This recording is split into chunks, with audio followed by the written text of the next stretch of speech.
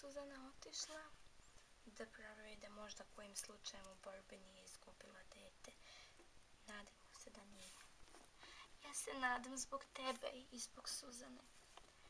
Hvala ti, Šavice, ti si divna drugarica.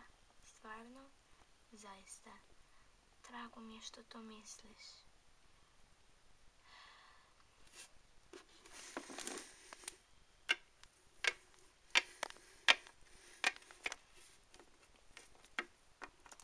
Pa kako je prošla? Ne plačite. Suzana, nije valjda?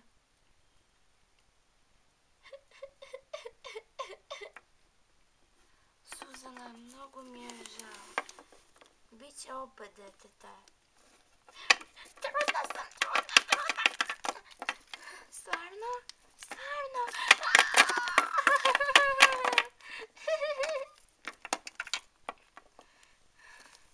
Ta beba će biti žilava na mene. Bit će lepa kao i ja.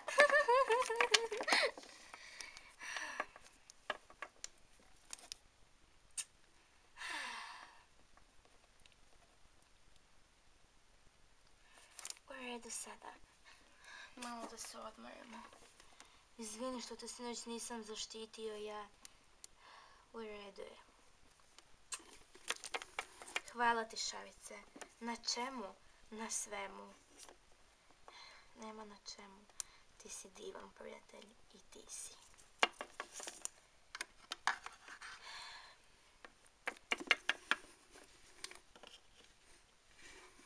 Vidimo se kasnije. Idem malo u shopping.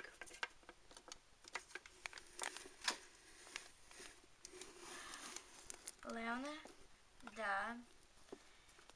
Da li misliš da će nam dete biti dečak ili devojčica? Nemam pojma, šta god da bude naše je, zar ne? Upravo si. Volim te.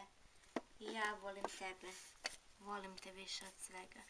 Ali zašto si rekao Žaklini da sam trudna? Zato što nisam želeo da te šutira dalje. Da nisam to rekao, ne bi stala ni na minut.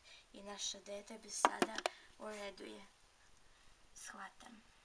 Volim te više od svega. Molim te, nemoj me nikada napustiti. Volim te, stvarno te mnogo volim. Leone, ja volim tebe. A sad molim te, laku noć. Laku noć, lepotane. Laku noć, lepotice.